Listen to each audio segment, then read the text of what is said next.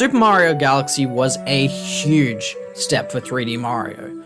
In many ways, a step forward, in a few a step backward, but ultimately a step sideways. Despite often being heralded as the continuation of what 64 and Sunshine started, I would actually argue that it falls more in line with the likes of 3D Land and 3D World. Apart from its 120 stars, its somewhat more linear approach to 3D Mario set the stage for these experiences to exist. 64 and Sunshine were almost prototypical open-world games, where this experience recognized the merit of more linear Mario and just remixed it in a 3D context. With its upscaled port to the Switch via the Super Mario 3D All-Stars collection, how does this experience weather the ravages of time? Find out in this review. Before you do, however, be sure to subscribe, hit the bell for notifications, and leave a like. Let's get into it.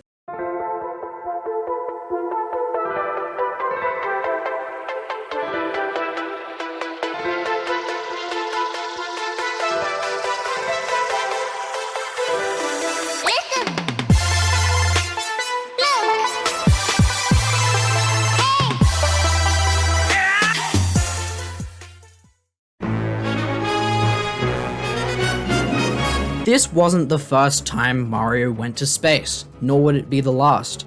But to me, space here is really more of a backdrop.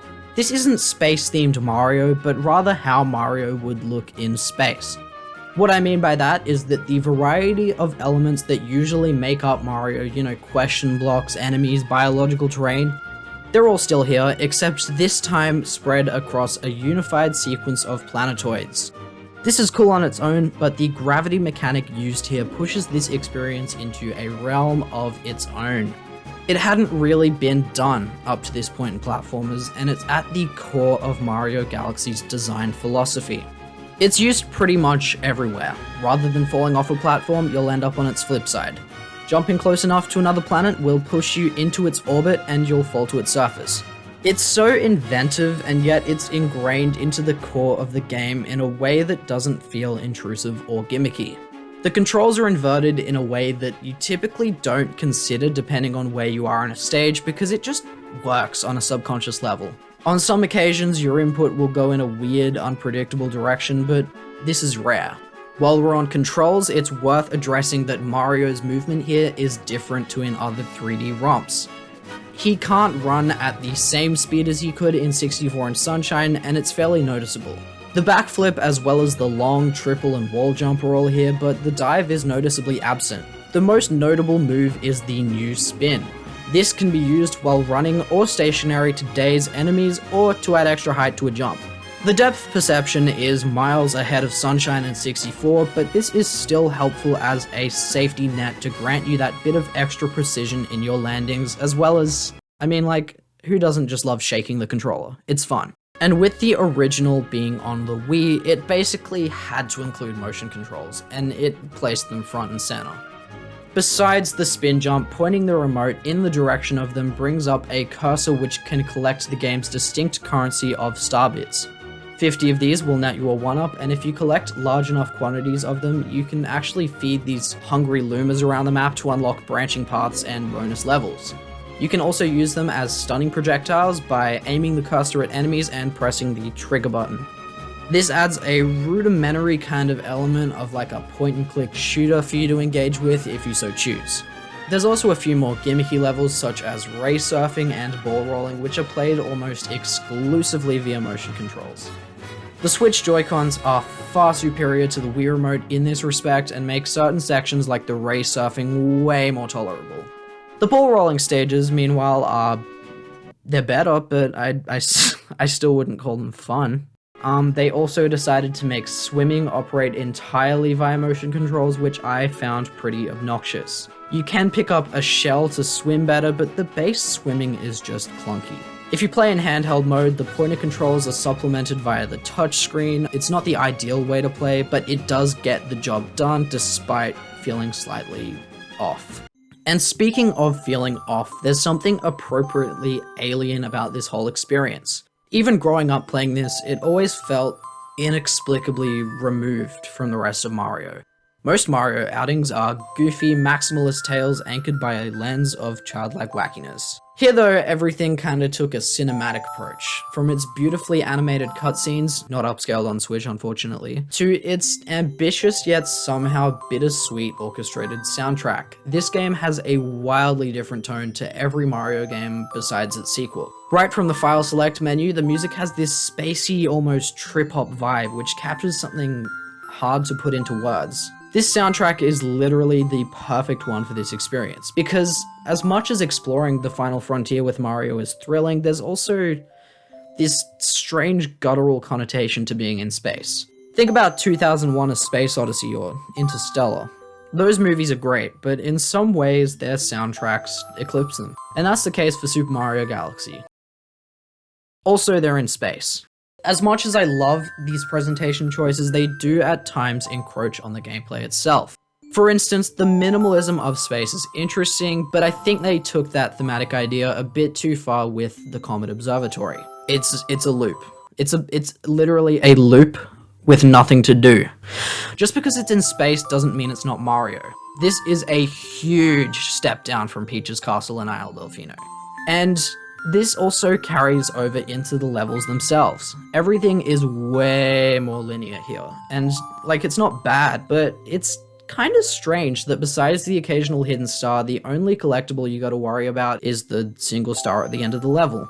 Its predecessors did this, but they also had a large sandbox-style series of worlds to interact with.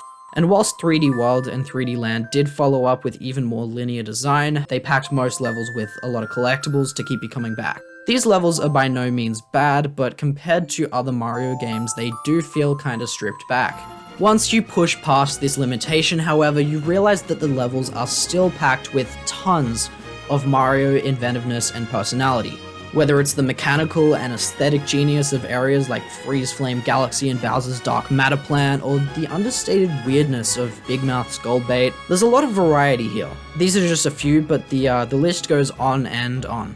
And as stated before, seeing all these iconic Mario elements be influenced by the new gravity mechanics is actually really refreshing. You have great and memorable boss fights here which have this perfect level of difficulty and build-up. A personal favorite is Bouldergeist. He has just enough strategy and a level of pacing that doesn't drag, but also doesn't just, like, end the fight before it even begins, if you know what I mean. Even the post-game shoulders new ideas, presented in some really challenging galaxies, as well as flipping earlier galaxies on their heads.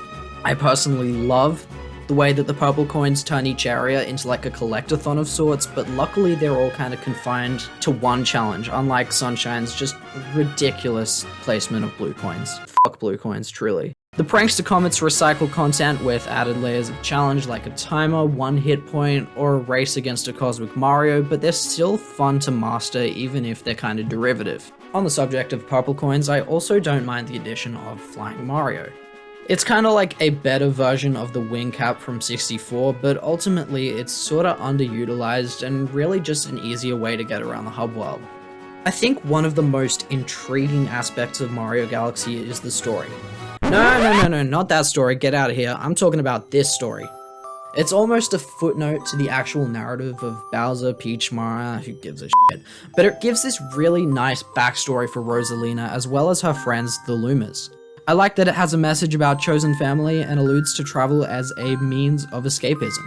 And on top of that, it's a picture book. Everyone knows that you can make something as gut-wrenching as you want as long as you give it in picture book form. Usually in Mario, everything's about returning to a status quo. You know, get the princess back, everything will be hunky-dory, but seeing a character actually have to grow from an irreversible situation has this real earnest quality to it. Speaking of Lumas, I also think that they're like one of the best things to come from the modern era of Mario, especially when they squeal and say.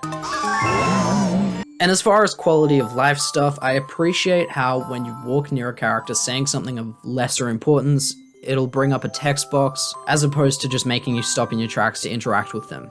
I don't, however, love the way that your lives and star bits reset every time you enter the game. It just doesn't feel satisfying to me. Oh, also another minor gripe, but the cutscene for traveling to a galaxy is the same every time and you can't skip it. And yeah, having to see this 120 times adds up, so yeah, I think it's worth mentioning. And on the whole, that covers just about everything that I experienced whilst playing through Super Mario Galaxy. This is a game that mixes the lonely expanse of space with the endearing charm of Mushroom Kingdom mainstays. While at times the insane level of polish, grandeur, and linearity take away from Mario's inherent goofiness, this is still a wonderful evolution of the Mario formula. It gets a 7.5 out of 10 from me. Thank you so much for watching. I hope you loved the video. I hope you go and play Mario Galaxy. If you did enjoy it, be sure to subscribe, hit the bell for notifications every time I upload, leave a like, comment what you thought of the review, as well as any suggestions for games I should review, what you thought of it, something else, I don't know, how your day was, whatever. See you all in the next video.